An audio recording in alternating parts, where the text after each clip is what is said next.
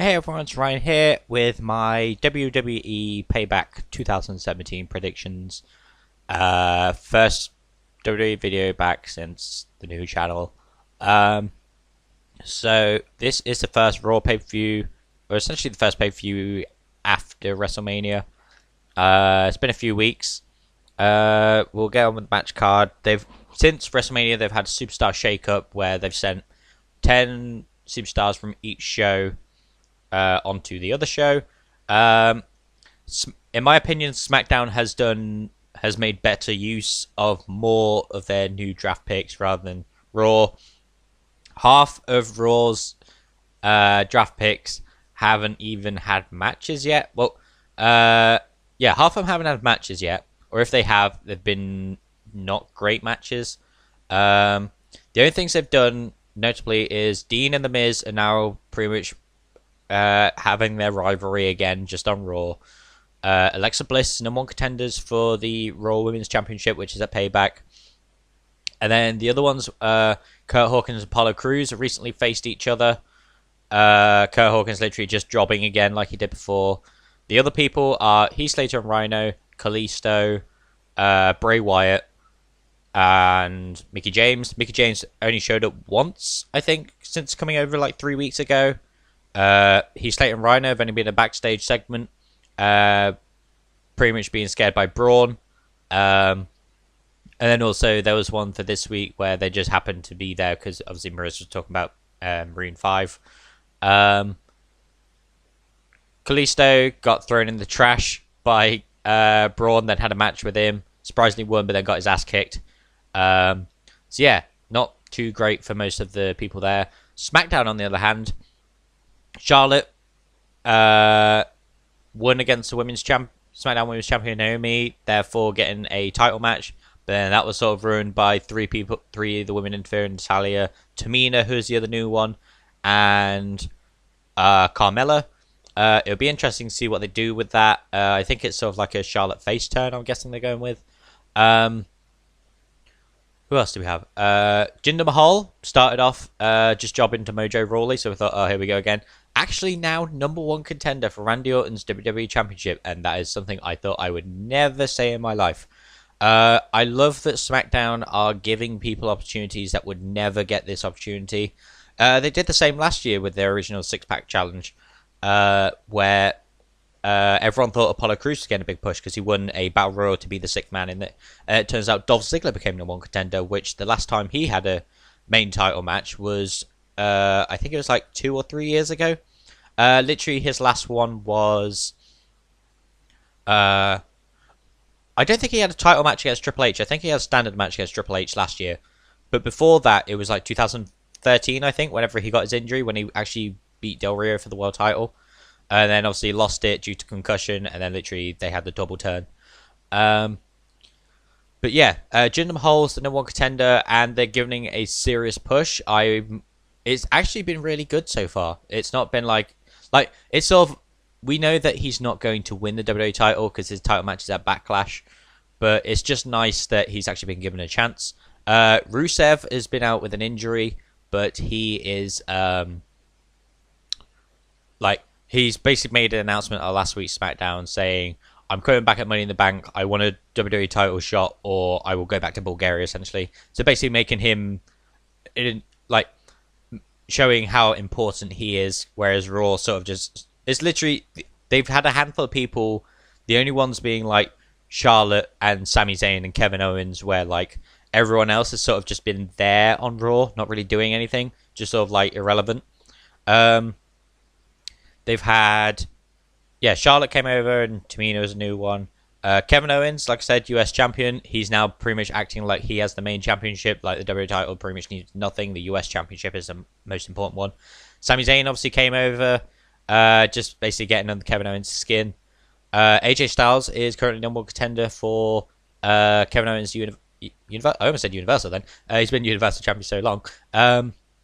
For his US championship, whereas Baron Corbin's now going after Sami Zayn, blaming Sami for the fact that he didn't win. Which is quite nice. It's nice to have Sami back in that underdog thing and Baron being the bigger man. Who else do we have? I sort of said shooting stars. Shining stars are actually now the Colognes and more useful than they've ever been. Well, except when they were Primo and Epico, I guess. When they started and actually won tag team titles. Like their first match back, they beat American Alpha, so that's saying something. Breezango, number one contenders for the tag titles. I know half people are annoyed because American Alpha should have won it or whatever. It was a beat the clock challenge and Breezango did it in half the time. But we've had American Alpha versus the Usos for the title like 4 times now. At least let someone else have a chance before American Alpha go back for it. Who else do we have? We've had Charlotte, Tamina, Kevin Owens, Sami Zayn, Jinder Mahal, the Colognes,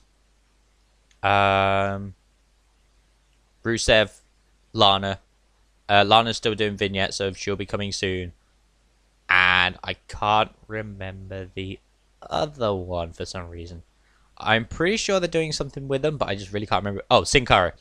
Sin Cara, don't care about Sin Cara. I don't think anyone does.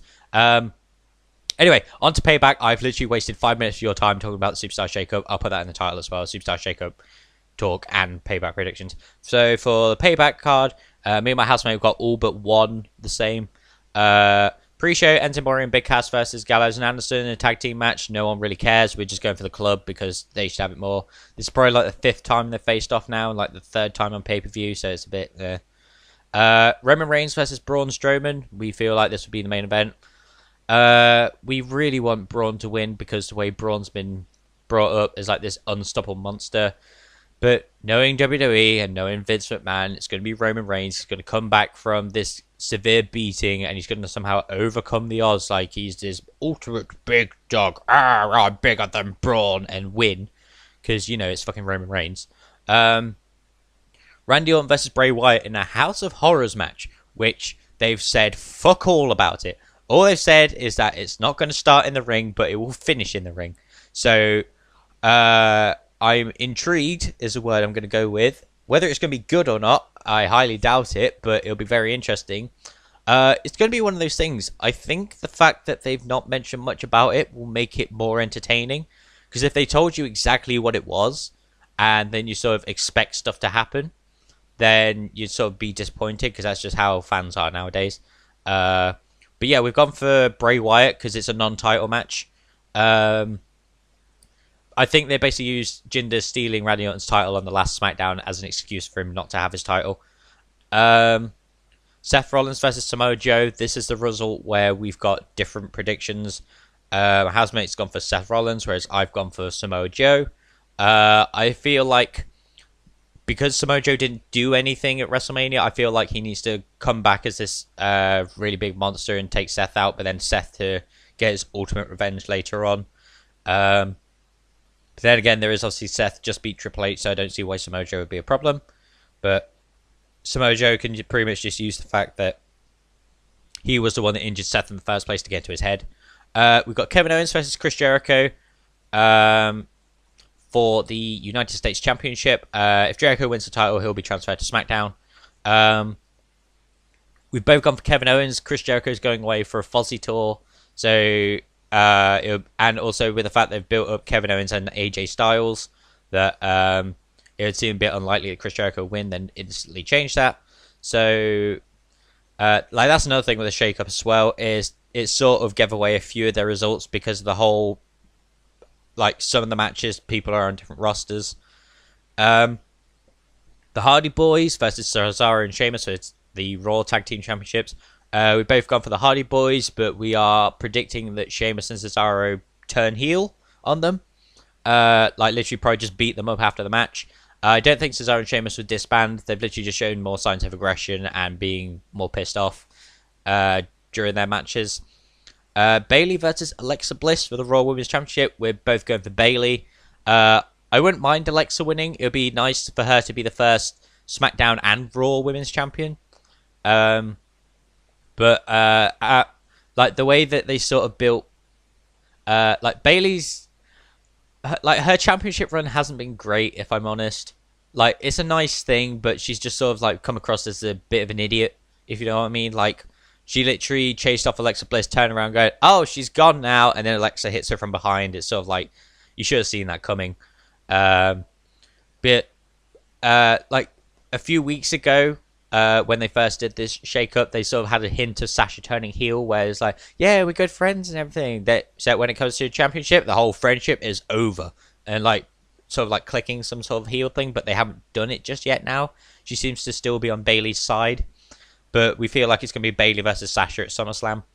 And then finally, Neville versus Austin Aries for the WWE Cruiserweight Championship. We've both gone for Neville. We want Neville to hold it on for a while. I would like Austin Aries to be the one to take it off him, but I don't feel like it should be just yet. I feel like it should be a couple more months before he does. Or they can at least do it on like an episode 205 Live or something. The reason I want to be Austin Aries is because there's only 3 people in the Cruiserweight division that actually have decent characters that people are behind. That's Neville, Austin Aries, and Jack Gallagher. So it's got to be Aries or Gallagher to take it off him. And then in that time, they will hopefully build up more characters. Rich Swann's literally just deteriorated to the whole Alicia Fox thing with Noam Dar and Cedric Alexander, which was... That was a weird thing. But I'm really hoping they start to develop more characters and sort of take Alicia out the Cruiserweight division. She's sort of ruining 3 of them at the same time, which is terrible. But yeah, that's pretty much my predictions for Payback. Let me know what you think, and I shall see you in the next one.